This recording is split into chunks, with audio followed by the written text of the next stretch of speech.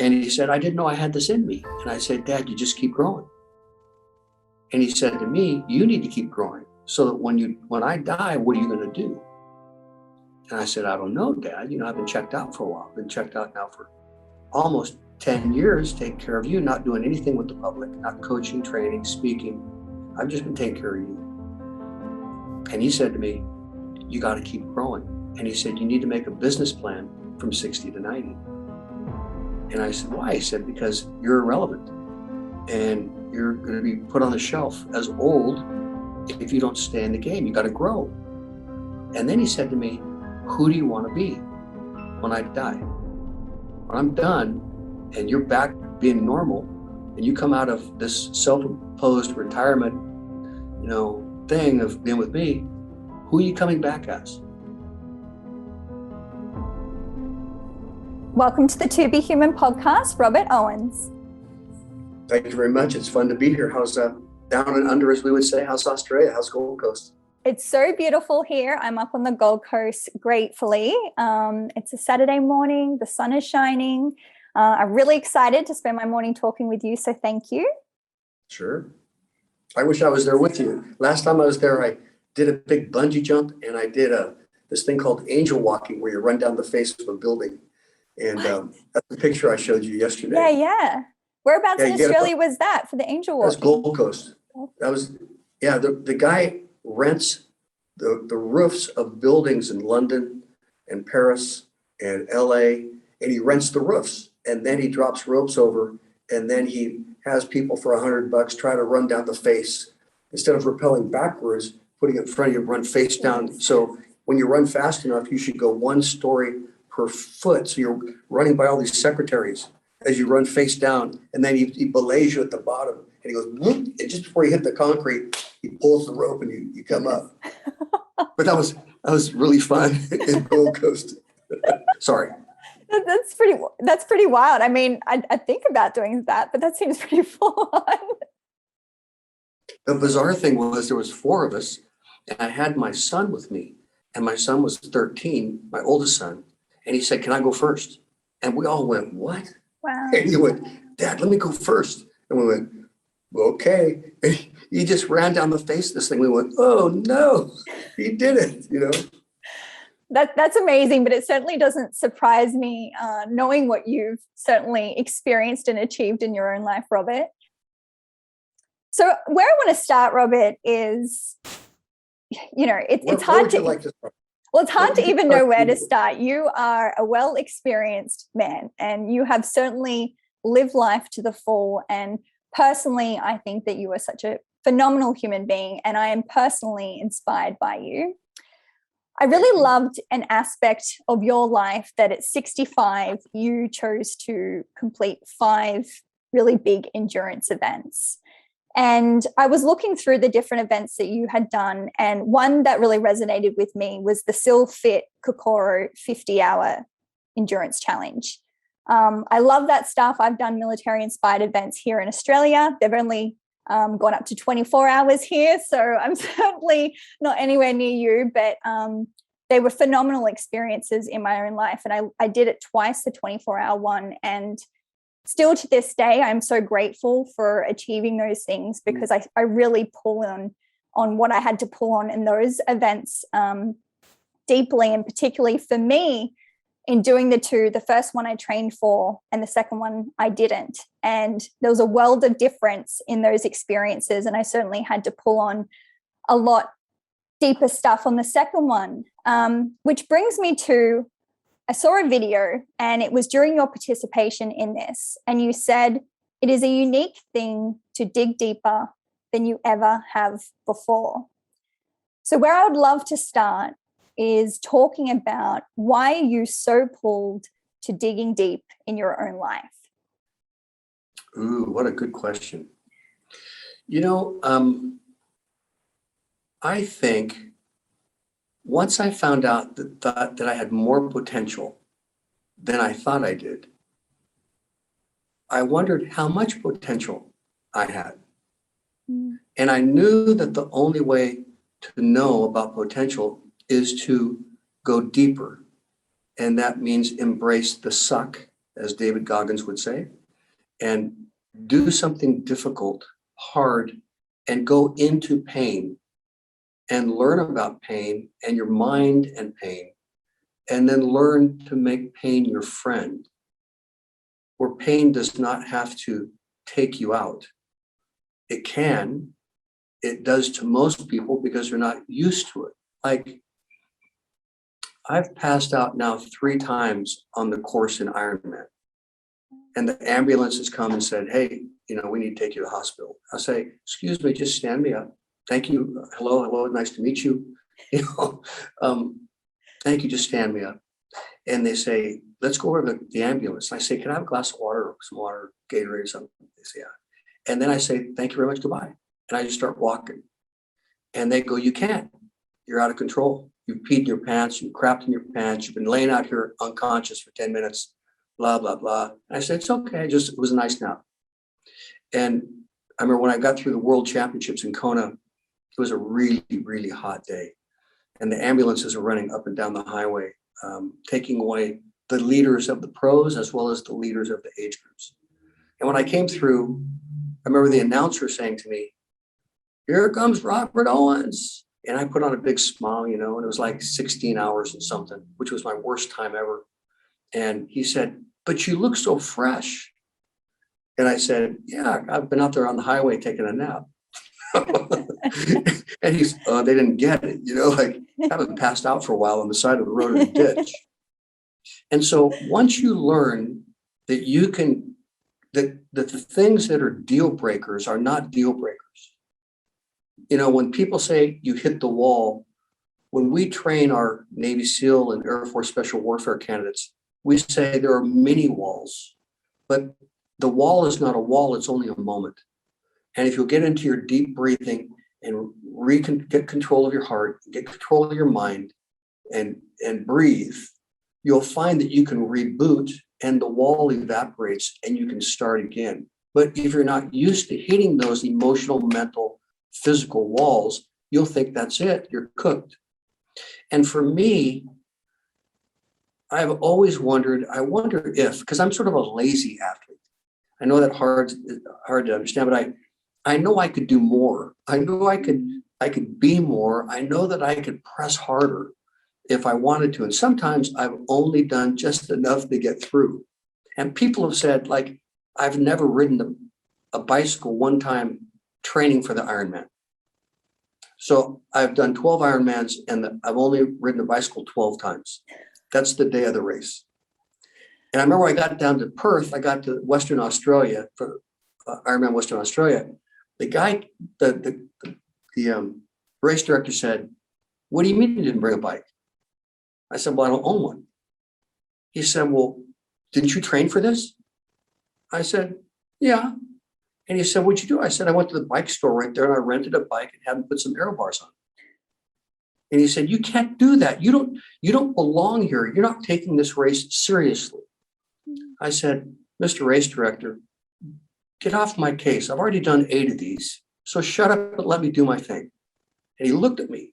And when I finished, I said, yeah. And I always thought, what would happen if I trained?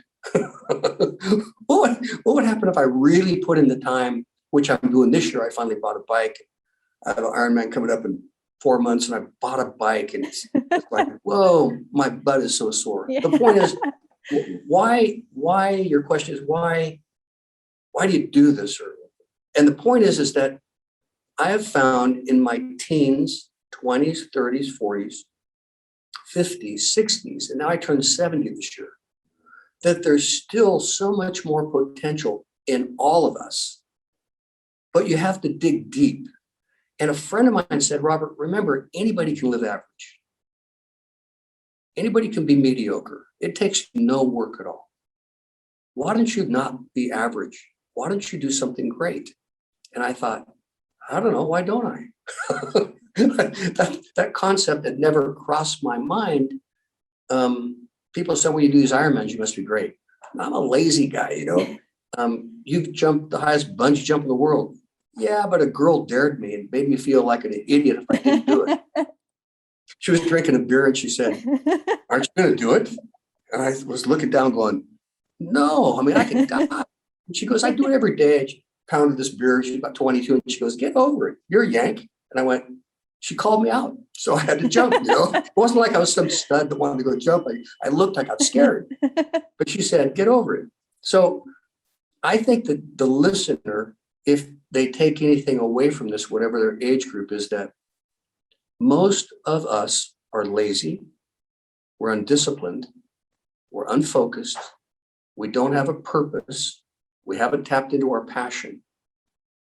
And if we ever really focused on something that we really want to accomplish, whether it's learning a language or getting another graduate degree or something, we would so be focused to do that. But if we don't have that, then everything that comes along is an easy excuse. And I'm full of excuses, and I know it. And so digging deep challenges me to see what's on the other side.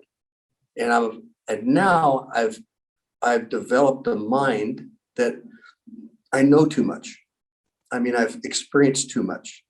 And therefore, I know quitting is really not an option. I'm just lazy and I'm just backing off, I know that I can do this, not because I'm a stud or I'm some great athlete, but because I've just been around the block having these discussions in my own mind. Do I really want to pay the price? Do I want to stop drinking? Do I want to stop eating?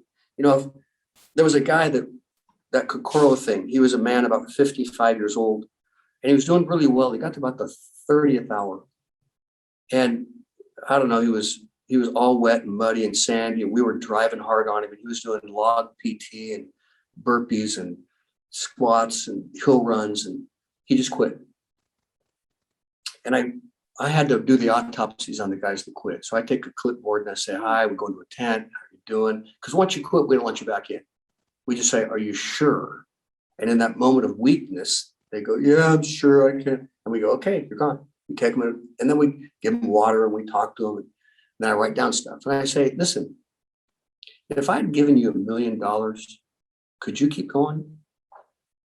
He looked at me and goes, yeah. Mm-hmm. I said, so if I'd given you $500,000, could you have kept going? Yeah. I said, if I gave you $100,000 would you have quit? No. 50,000? No. How about $20? He looked at me and he went, oh my God, I blew it. I said, you did. You lost your why. Because for $1 million, you could do a lot. And for a lot of folks, they do a lot. Could you lose 50 pounds for $1 million? Could you change this? Could you stop drinking, stop smoking, stop being an addict? Could you this or that?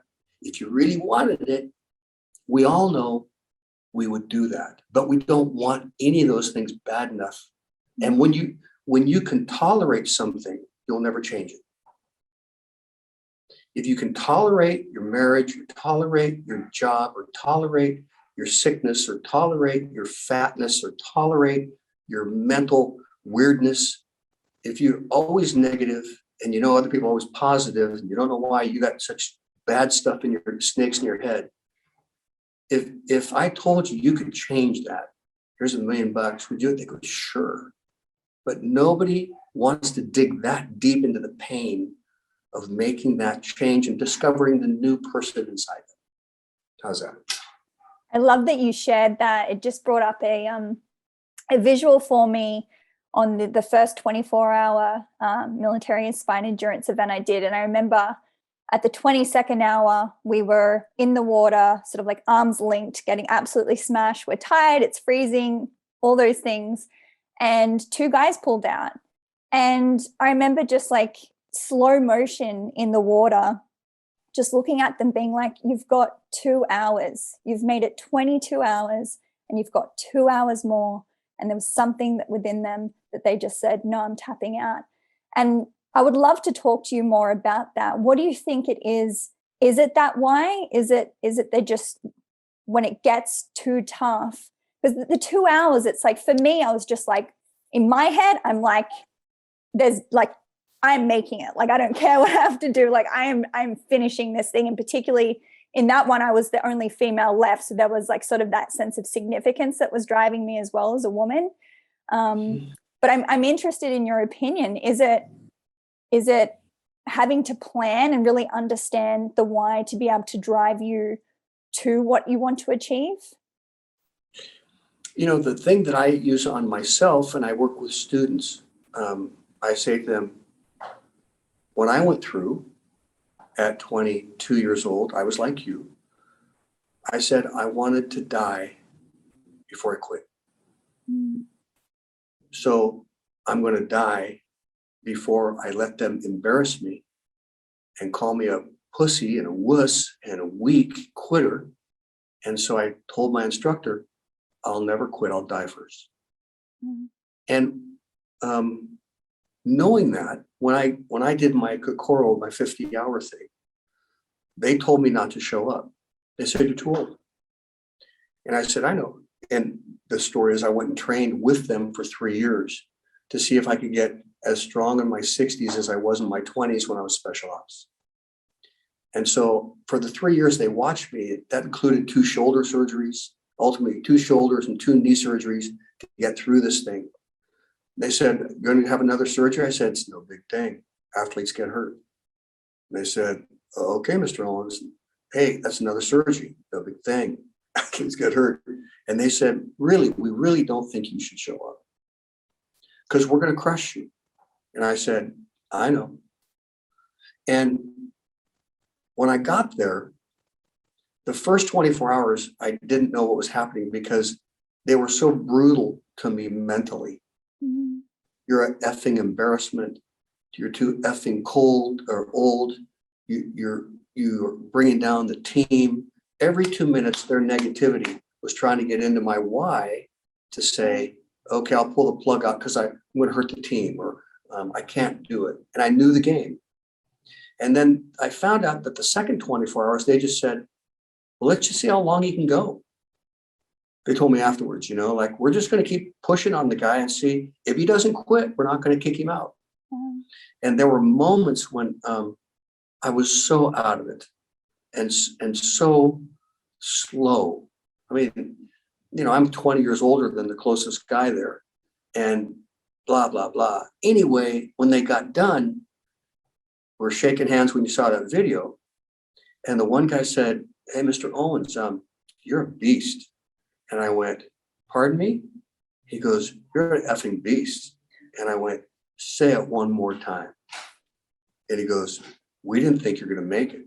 And I said, and chuckled inside because I said, I didn't either, but I didn't say that.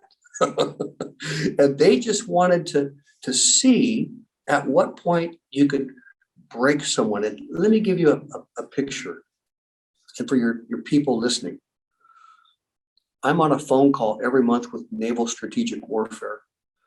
And it's all the guys who work with Navy SEALs and those who have graduated and gone on. It's the commandant of the program. It's the commandant of sniper school.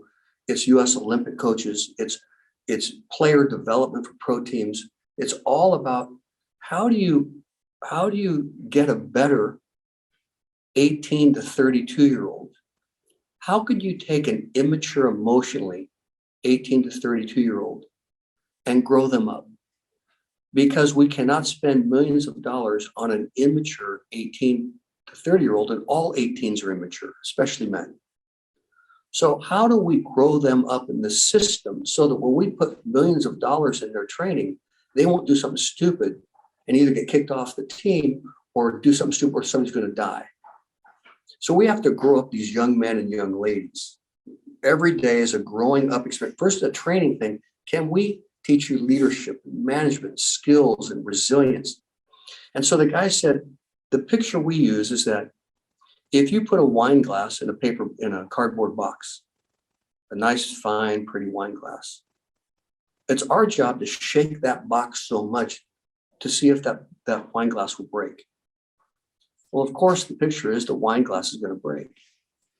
And he says, we have these phenomenal athletes, smart young men and women, gifted, talented, blah, blah, blah, on the outside.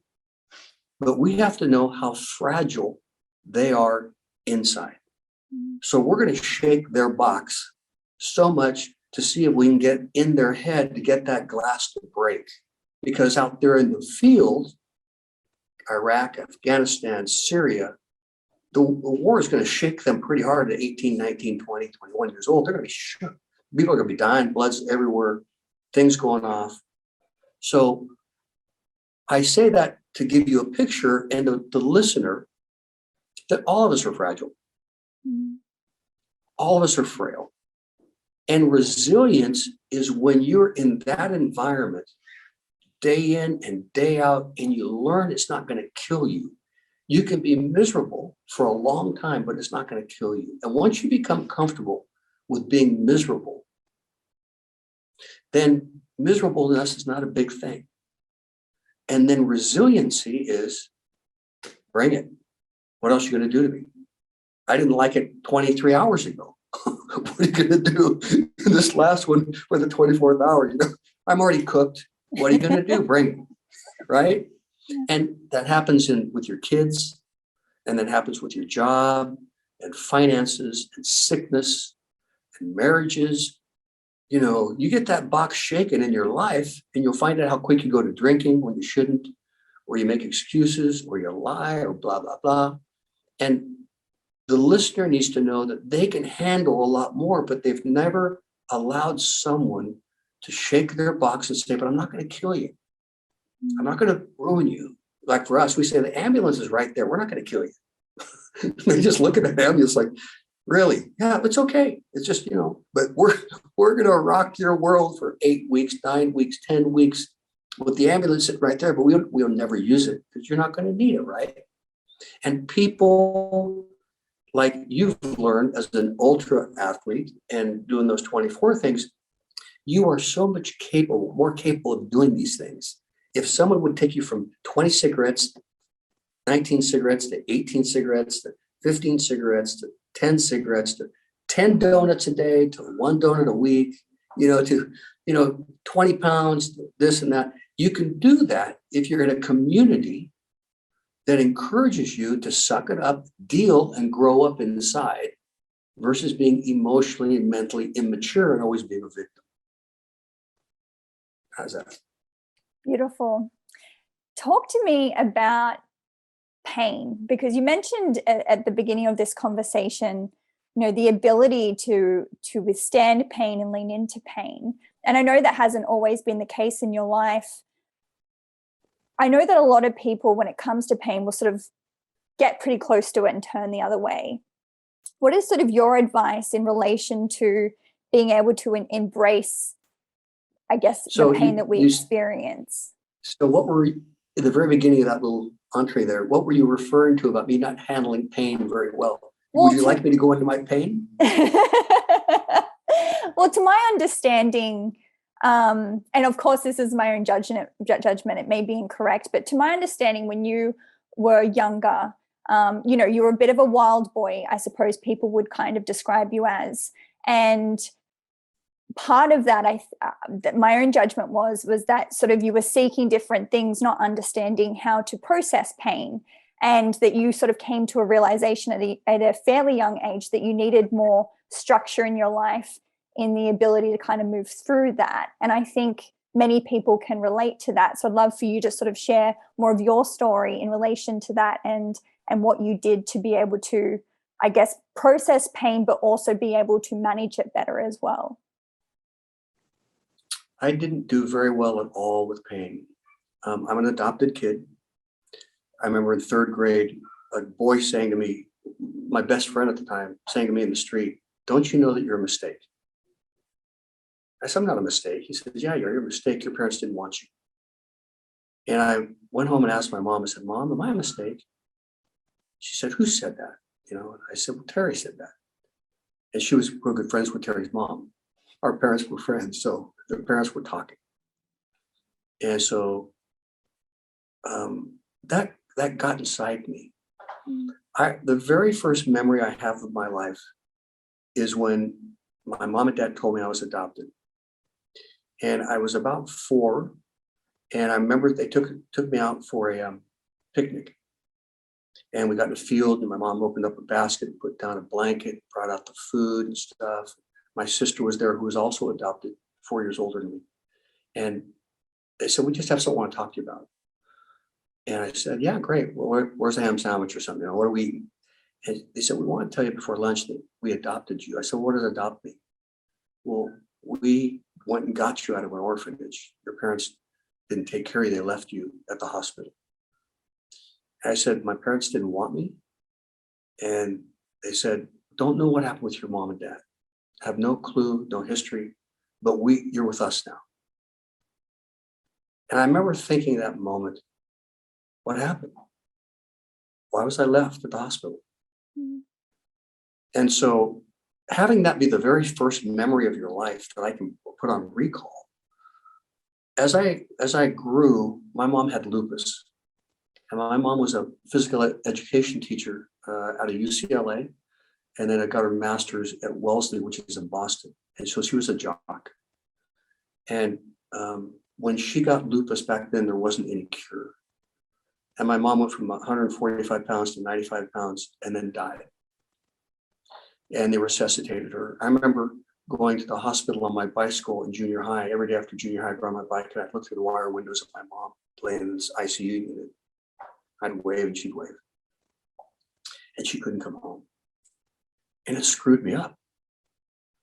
My dad at Christmas would pick my mom up and bring her home and lay her on the couch. We'd have Christmas and they'd pick her up and take her back to the hospital.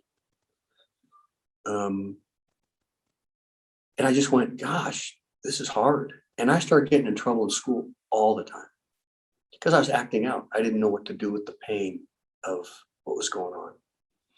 And I remember I had a seventh grade, must have been 12, 13, counselor. And I get all the time sent to the principal's office for being in trouble, incorrigible. And he pulled me into his office and he said, hey, Bobby, the principal wants to kick you out of school for good, for the year. And I said, I know. And he said, but you're a good boy. And you're messed up, but you're a good boy. And I'm fighting for you. And he started to cry over me. He'd seen me in his office 36 times. He said, I love you for you. Still here at 70 years old. And so I went, well, thanks. I got through. And he put me in a class with a teacher that began to pay attention to me, a jock and a snow skiing instructor. Bobby, if you'll get your grades, I'll take you snow skiing. I got my grades up immediately and went snow skiing all the time. But I also got sexually abused twice. I got sexually abused at sixth grade and I got sexually abused at seventh grade. And I didn't get it. I didn't get guys saying, suck me. And I just didn't get it. And so I began to drink. So by eighth grade, I was drinking really heavily. And I drank all the way through high school. I drank every weekend, every Friday night. I swam and played water polo, but every Friday night, we lit it up Friday and Saturday night. When I became a lifeguard, I drank even more. But I hung out with old lifeguards who all drank. And so I was the young kid. I was being mentored by the old guys and their old girlfriends. He's so cute, bring him to the party and then they just give you a bottle and next thing you know, you're passed out, where you are. I kept that pattern up that I went to college 5 times, university 5 times. The first 4 times with no purpose, no direction, living in my van, surfing, skiing, wild boy, nice guy, just out of control.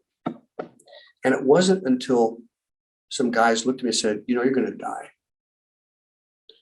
We were at a lifeguard party and we were jumping the bonfire and I fell on the bonfire. And I fell face down on the bonfire with no shirt on. And I burned my chest and I burned both arms. When my dad came to the hospital at 3 a.m, he said he could hear me screaming outside in the parking lot before he came inside the emergency room. And I was a mess. And these military guys that were lifeguards, they were going to university and they were reservists. In the United States, we have reserves. And they were pararescue guys. And they said, hey, Bobby, you're going to die. You're stupid. And I went, okay, what does that mean? They said, you need to come in the military. You need to come with us. We're having so much fun. Mountain climbing, parachuting, scuba diving, jumping out of helicopters, planes. If you want to rush, You want to get it on? You need to come hang with us. And I go, but it's the military. He said, only in the haircut. We only have fun. And I said, I don't have the talent, limiting beliefs from all those years. Poor self-worth. Who am I? What do I do? I can't be a special ops guy. Yeah, you can. I said, I don't have the talent that you guys have. And they said, oh no, you have a lot of talent in you, but you need to get your act together. You need to go dark for 6 months. No drinking, no weed, no girls, no parties. You only do what we say for 6 months. Get calluses on your hands. We work you out. And when you go in, you'll be surprised what you can do. And I did not have faith in me. I had faith in their faith in me. Like I had faith in my water polo coaches and swimming coaches had faith in me. I didn't have faith in me. They said, you have talent, get in the water or do this. Everybody's always saying, do something. And I say, okay. And I do it. And, oh, I could do it. When I went in, we had 150 in our class and we graduated 7. And they made me team leader of the 7. And I'm standing with the other 6 guys going, we're all the good guys. We're all the excellent guys. We're all the studs. We're all the big guns. We're all the athletes that were here. And they had all quit.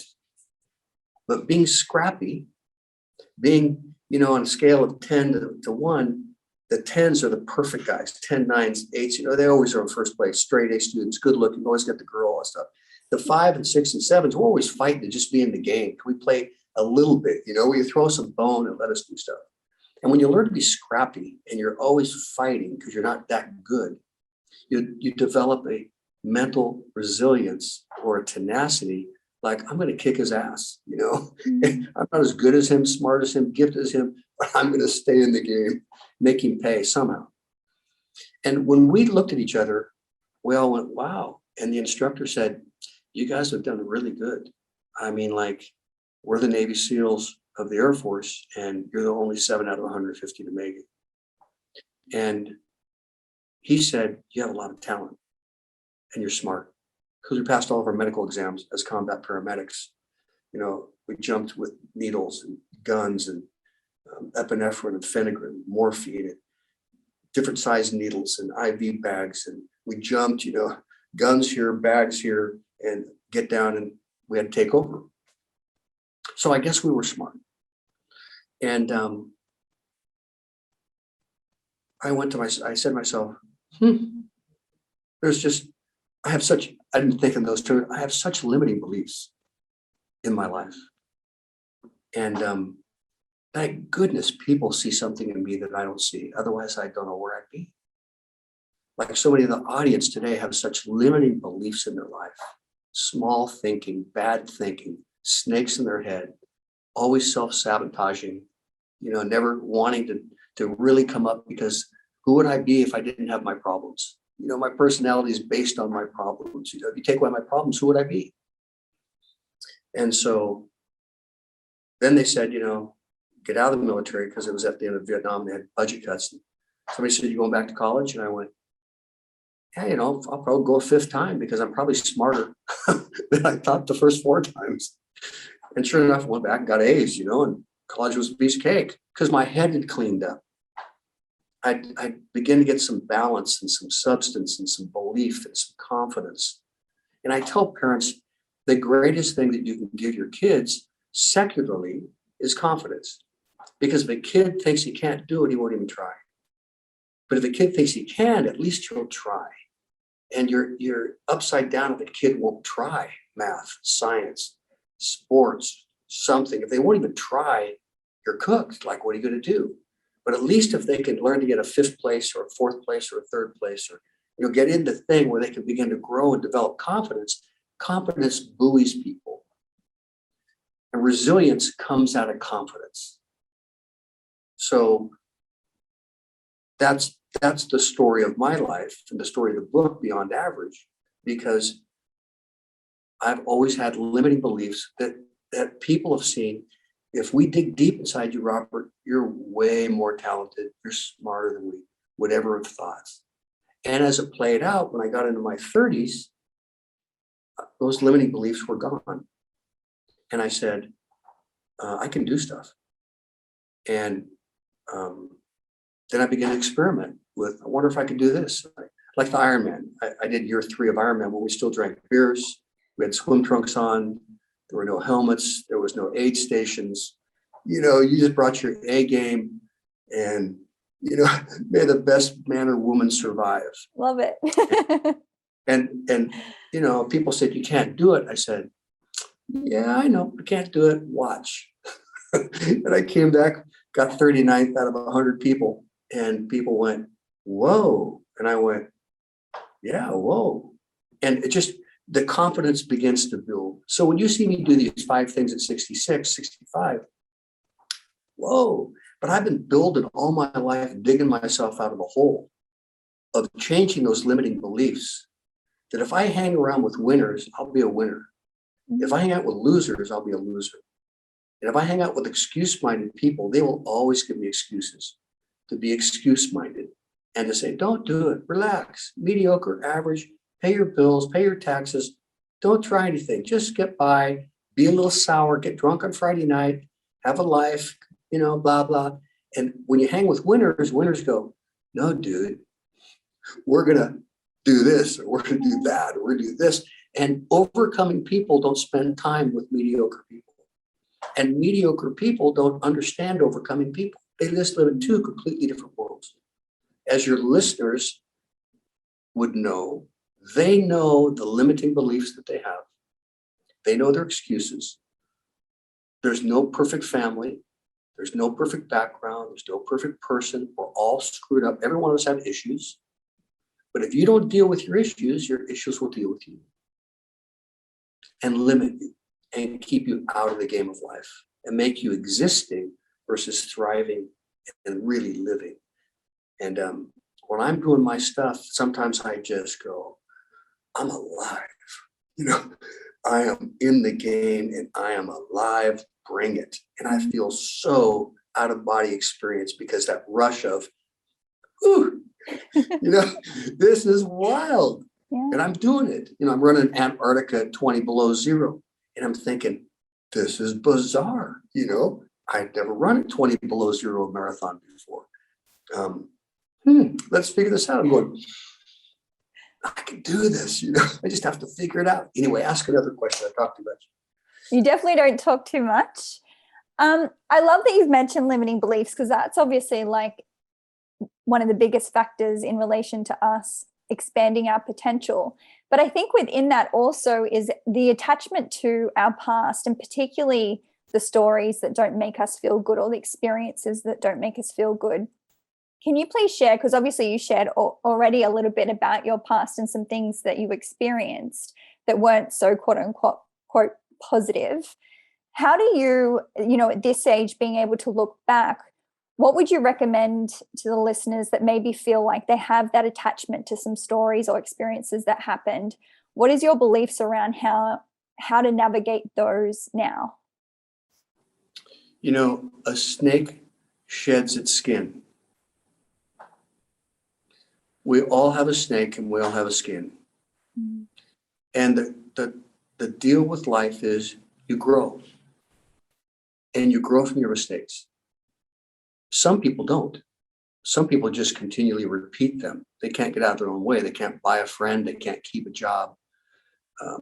They've got excuses, and they sit next to a guy at the bar with the same excuses, and they commiserate together. But what really is at life is where you make mistakes and you grow. And you shed that skin. And somebody said to me, hey, Robert, what about this and this and this? And I said, I don't even know that guy anymore. I mean, that was a long time ago. And I haven't talked to him, seen him, haven't had a letter from him. That person is so far back in my past because I have just shed so many snakeskins where that I don't even resemble who that person was. And in the beginning, you don't think it's possible. But once you go through of shedding, and growth equals change. And so change does not equal growth because you can carry it with you. But growth means you've got to change. And when you've got to change, you'll be leaving people behind at every level in your life. So you get to a certain level and you excel, and then you want to get better. And those people don't want to get better. They're liking the plateau they're on. And you have to say, I like you, and you leave them behind. And you leave them behind. And you keep growing in business or in relationships or in wisdom or understanding or habits or addictions. You keep growing, and people don't want to grow that much. People don't want the pain of change. They'd rather have an old enemy than a new friend, because they know at least the lay of the land. In university and stuff, you have freshmen who are in the beginning and you have seniors. And people never want to be a freshman in their life, but they sure like being a senior. And then when they got to change jobs, they got to be a freshman again. They got to learn new culture, new people, new place, new living. And they do that a bunch of times. Pretty soon, I've had people so many times say, I don't want to grow anymore. I don't want to change anymore. It's too painful. But the people who are going to excel change and grow and change and grow and change and grow all the rest of their lives. You just don't, when you get to be 50, okay, I'm done. And I'm just going to kick back. My father, I mentioned I went home and took care of my dad from 92 to 101. And my dad is a really good, smart man, but he read too much. And so when he would read, he would sit in a chair. And when he sat in the chair, he would lose his legs from atrophy because he never used them enough. So when he wanted to go to the bathroom, he'd have to call someone and say, hey, can you get me out of the chair? Because he just sit all day long and read, never use his legs. And I went ahead and put him into a program at 92 on how to get in shape. And I did that because I was tired of pulling him out of the chair. If you're going to get out of the chair, I'm taking the chair away from you. And he said no. So I put him in a program, and he changed, and he died in better shape at 101, getting out of a chair, having his balance back, walking, doing air squats, 5 sets of 25 air squats at 100. And he said, I didn't know I had this in me. And I said, Dad, you just keep growing. And he said to me, you need to keep growing so that when I die, what are you going to do? And I said, I don't know, Dad. I've been checked out for a while. I've been checked out now for almost 10 years, taking care of you, not doing anything with the public, not coaching, training, speaking. I've just been taking care of you. And he said to me, you got to keep growing. And he said, you need to make a business plan from 60 to 90. And I said, why? He said, because you're irrelevant and you're going to be put on the shelf as old if you don't stay in the game. You got to grow. And then he said to me, who do you want to be when I die? When I'm done and you're back being normal and you come out of this self-imposed retirement, thing of being with me, who are you coming back as? And I had to think, well, that would take a lot of work. Like I'd have to grow. I'd have to start over. I used to have a secretary, and she did all my stuff. Now I got to know all this stuff. I don't want to learn tech. I don't want to learn AI. I want to pay somebody to do that for me. No, you've got to grow and suck it up and adapt because the world has left you behind in 10 years. And I said, wow, I got to grow again. This sucks. I thought I could pretty well ride on my laurels. And so that's how, if the truth be known, if all the entrepreneurs out there, I said, okay, if I have to come back and have a plan from 60 to 90, because my dad said if I'd known at 95 that at 60, when they retired me, I'd live 35 more years, I would have started another career. But I didn't know. They said, just go play golf and die. We're retiring you out. And he said, 35 years is a long time to be retired. So he said, if you're going to live to 95 or 100, what are you going to do? So I put together this thing. I want to be a health and wellness specialist. I wanted a speaker to my age group. And I wanted to be a senior athlete.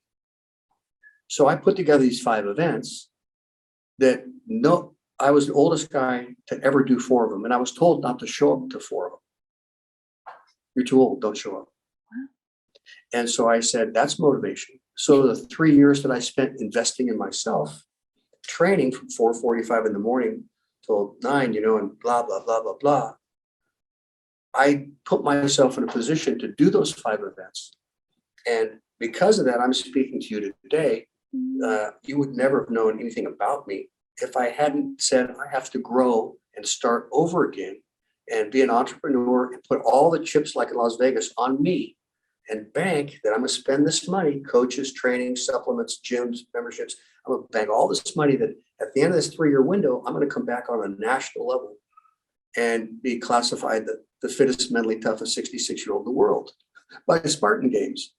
And that's not true, but that's what they said, which launched me into a place where I'm now growing again in a whole completely new realm because I had to grow.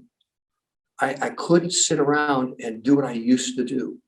And the listener needs to know that you got to grow in your 30s.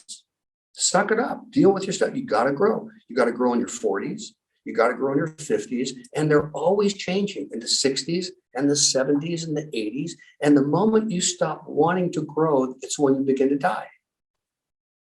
And all of us have a laziness, excuses, culture, family history, neighborhood, local bar, whatever it is, that would say, what are you doing? Relax. Get over it. Put your ego aside. Why don't you just be with us and be mediocre and average and exist like us until we die? And you've got to choose to grow. And it's the hardest thing I've ever done in my life to say, do I got to grow again? Do I got to start again?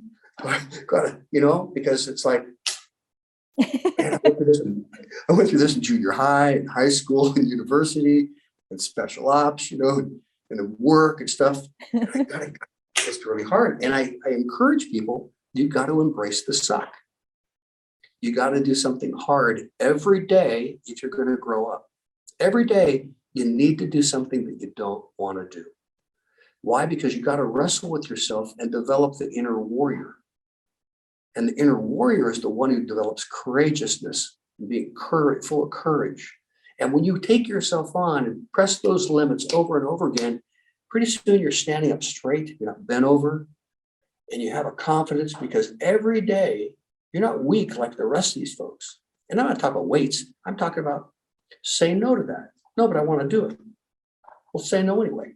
And wrestle with the snakes in your head to where you take control of your mind and you demand that your mind think your thoughts, not the thoughts that want to make you less than. And when you do that every day, athletically, mentally, emotionally, relationally, socially, you change and you grow and you develop and you get courage and a warrior inside and you like you're looking in the mirror and people go, what's the deal? And you see confidence. And it comes through the struggle and the adversity. And you've got to have adversity to grow. Sorry, long speech. Beautiful speech. And I thoroughly enjoy listening. And I love when you share that, like I feel like I'm embodying that. I really feel what you're talking about. And the word that came to me was character in all of this. Talk to me about your relationship with the importance of character. Everybody knows who you are on the outside, but you know who you are on the inside. And you can fake out most of the people most of the time, but you can't lie to yourself inside when you know yourself. Charisma will take you places that character won't be able to keep you.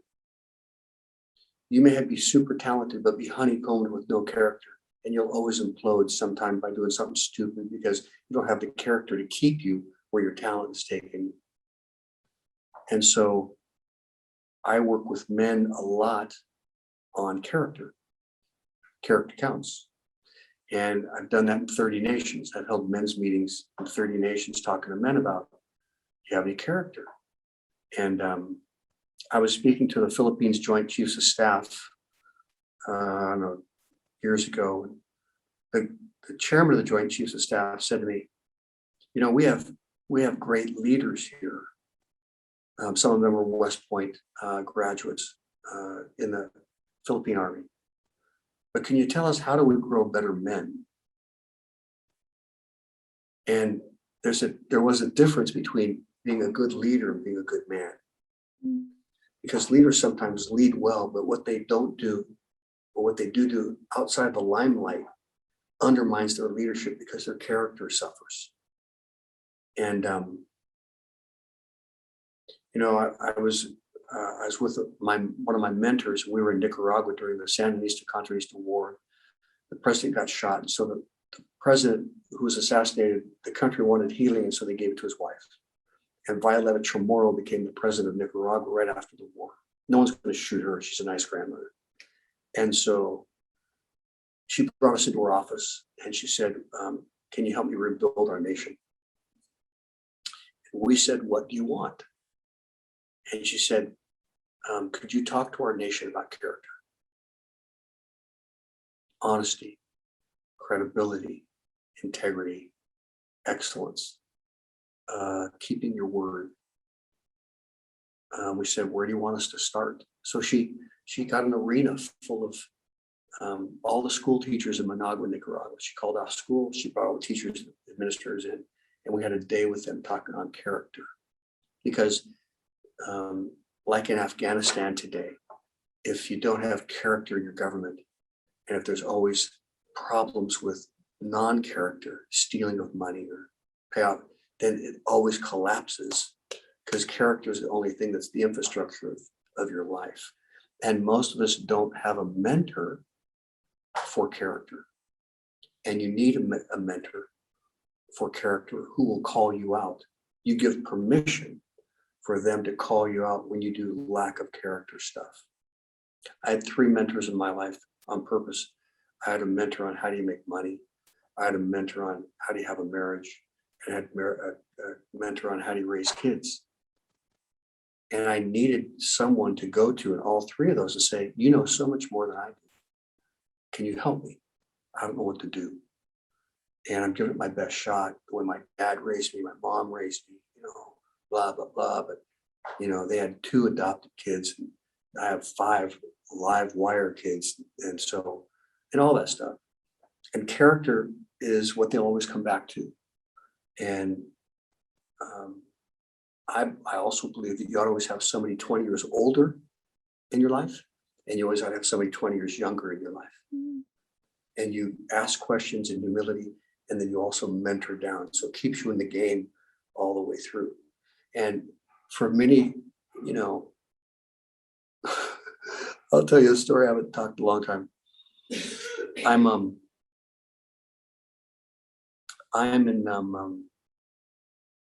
in Wellington, New Zealand, and I've been doing leadership meetings. And I'm sitting having a glass of wine with this guy in this bar on the street. 6 o'clock at night, 7 o'clock, we're unwinding after this seminar that we've been teaching and stuff. And there are these ladies. And these ladies are drinking their wine. So here we're two men. And then there's like 3 ladies, and they're just talking and this and that, drinking their wine and stuff. And somehow we end up talking. They're, the table right next to each other. And I said, something like, hi, how you doing? She goes, you a Yank? Oh, yeah. What are you doing? I'm teaching leadership down here. And, and I said, what are you ladies doing out here? I said, we're drinking wine. I said, you married? No. Why not? New Zealand men are not worth marrying. New Zealand men are good for sex and for rugby and nothing else. You don't want to marry one. Sex, rugby were excellent. Marry them, they're failures. And all 3 of them clicked their glasses and drank to each other and said, ain't that the truth? And we just looked at each other thinking, God, what a sad comment. That we're teaching leadership and men and values and different kinds of things. And these ladies say, we don't know where to find a good man. Mm. You can't trust them. They're disappointing. Their fathers raised them and their grandfathers raised them and they blah, blah, blah. I don't believe it's true, but what they said is, where do you find character? Where can we find people of character? And I believe that embracing the adversity of life and sucking it up, and dealing with yourself develops character. And I wish life was easier, but I'm glad it's not, because you can't develop without the pressure. And the pressure needs to say, so what are you going to do? You're going to say you're sorry or blame somebody else? You know, are you going to help somebody, or are you going to just say, screw them? You know, they deserve what they got. I had a TV program for 24 years, an hour a week. And we went over the issues of our state, social, educational, mental, crime. My governors, my US senators, my congressmen, they come on and I interview them for 24 years. And my TV program went into 5 prisons. And I was always getting letters from the prisons. And I would call the warden of the prison and say, hey, so-and-so's writing me, and so-and-so's writing me, and so-and-so's, what do you want me to do? Why don't you come on in? So for 20 years, I did prisons. 20 years, I did death row, and I did life without possibility of parole. And I like men. I like hanging with them. I get them. I understand the struggle. And I get in there. And one by one, I say, you know, tell me about your character. And they would then lean up like I'm leaning forward, like, well, what the F, you know? And I'd say, oh, I know. And we'd get into their victimization and how the blah, blah, blah, blah, blah. And it always went back to their bad decisions and they couldn't fix them. And I said, it's sad because I really like you guys, but you deserve to be here because you're screwed up, because you won't own your stuff. You lie. And until you own your stuff, if you have self-government in here, right and wrong, excellence, being on time, owning your mistakes, blah, blah, blah. If you have character in here, you don't need a lot of law on the outside of you because you have self-government. You don't need the police to stop you for speeding or for drunk driving because you have character inside that doesn't get you to do it. The less character you have on the inside, the more police government there is on the outside to keep you to do the right thing through fear. And so to teach people self-government so that they don't need government because they have their own government is a huge thing. And everyone listening to me has to figure out where in their life they need to work on their character. And I do too, to the day I die. And so character is huge. How's that? Yeah, it's certainly so important, and to be able to, like you said, it's a work in progress, and to be able to have that element of self-compassion when we may not show up as we do strive to be. For the listeners, because I certainly am on the same bandwagon when it comes to character, and I know, since I in my life have valued it on the top of the priority list in terms of how I live my life, I've certainly felt a lot happier and fulfilled through that. If there was one sort of practical takeaway in terms of starting to develop character for the listeners today, what is one that you would emphasize to start practicing? Truthfulness. Mm. Telling the truth about yourself and speaking truth to others kindly. Speak the truth in love, but speak the truth. So learning to become truthful and honest, those two things, Bob.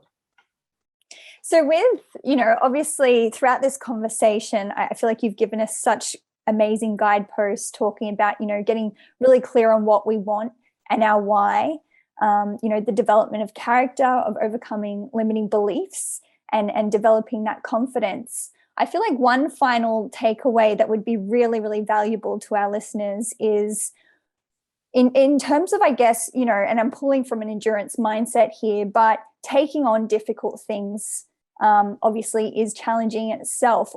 What are your drivers? And I guess, for the listeners out there, create your own from what you share in terms of being able to come up against the big challenges and overcome them. Again, it's who you spend time with. You'll be like birds of a feather flock together. If you hang out with weak-minded people, you'll be weak-minded and do weak things and make weak decisions. If you hang out with character people, they'll help you develop and bring character out of you. If you spend time with people that are on growth, then you'll probably want to grow too, because they're being vulnerable and they're learning and listening. So you could say, I'm messed up too, and I got issues here, blah, blah, blah, and you all grow together. Tackling the big challenges starts with tackling the little challenges. And again, if you can't get down from 10 donuts to one donut, 20 cigarettes to one cigarette, whatever your issue is, food, drugs, alcohol, relationships, vulnerability, if you can't start somewhere and work on it, you're in trouble. And the hardest thing to ever do is to start. The first day of anything, new mindset, going back and being a freshman again, starting over, being vulnerable, wrestling with your mind and the snakes that are in your mind. The first day is the hardest, and you get a win. Hopefully the first day, and then you wake up the next morning and think, I got to win, And like Alcoholics Anonymous, just one day at a time. If you just take it one morning at a time, one afternoon at a time, one evening at a time. For us, we would say breathe, reboot your mind, get control, reprogram what you're thinking, and start the second day. Every day when you start getting wins, a habit's created, 18 to 21 days. And it just takes beginning somewhere and saying, I want to embrace discomfort. I want to embrace vulnerability. Like every time I go to a new gym, I don't want to go to a new gym. I like the gym where I know everybody. When you walk into a new gym and everybody's looking at you, who are you? Where'd you come from? What's your deal? Crap, I got to do this all over again. It's like, you just have to start. When I went back I got my doctorate degree. I didn't want to get a doctorate, be all these people and blah, blah, blah. I got this degree in conflict resolution mediation from a place called Pepperdine University. I walked in there with all these lawyers and attorneys and stuff. And I just went, wow, I'm really in the wrong place, but I'm going to learn this stuff. By the time I got done, everything was fine. I knew them, they knew me. Ice was broken, but I had to start. I had to walk in the door, have 50 people I didn't know look at me like, what are you doing here? You just have to start. And if you have someone that you can talk to while you're doing that, it's easier. Someone that you can process your stuff with. How'd it go? Did you do it? Did you lie? Did you tell the truth? Were you embarrassed? Did you tell them the whole truth? Did you do all your homework? Whatever it is. If you have someone that you can talk to. And that's why in that 20X principle from the beginning, there's 20 times more potential in us that we've never allowed someone to help us with or bring out of us. That's mentally, emotionally, physically, financially, relationally, socially. And when I tell people, or people say, I want to do something great.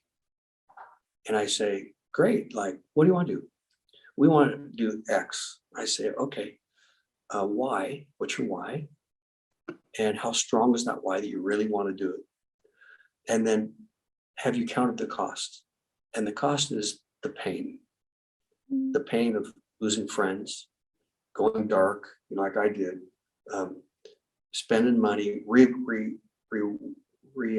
aligning how you spend the money. Cut out that, say no to that so you can say yes to that. Socially, changing friends, changing your emotional responses to vulnerability. All the cost of people going, I don't want to go through all that stuff. Well, none of us do, but if you want to do something great, you're gonna have to change and pay the price on all these things. Olympians are a little bit over the edge, they are focused for 8, 10, 12, 14 years. They have a plan.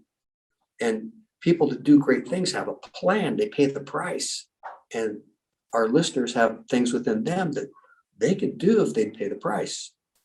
But you gotta get ready to pay the price and look in the mirror and say, do I really want this bad enough? And then ask someone to help you and tell them what your dream is, and say, please don't let me quit when I'm really discouraged, and walk with me, and let's see what happens. And then you get a win. Sad. Yeah, I love that you mentioned that, because I'm exactly like you, such a big advocate for community. Get the right people around you that are going to pull you up is so important. And I know in my own personal life and my professional life, that has done absolute wonders for me. But there is element of self-responsibility in that. You don't just rely on people pulling you up.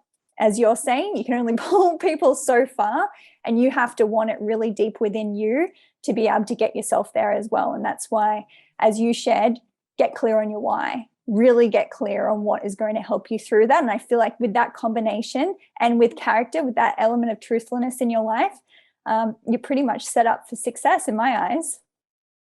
Let me just give you a fun story. So I'm doing this World Marathon Challenge, 7 marathons, 7 days, 7 continents. And football, rugby, there's stadiums full of people. Tennis, there's stadiums full of people. You get done with the Antarctic Marathon, and these guys come out of this little place and hold this ribbon up, and you run through it, there's nobody around. There's nobody.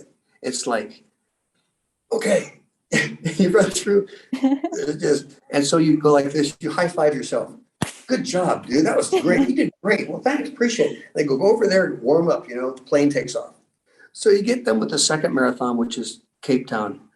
And again, you cross the finish line, there's no one there.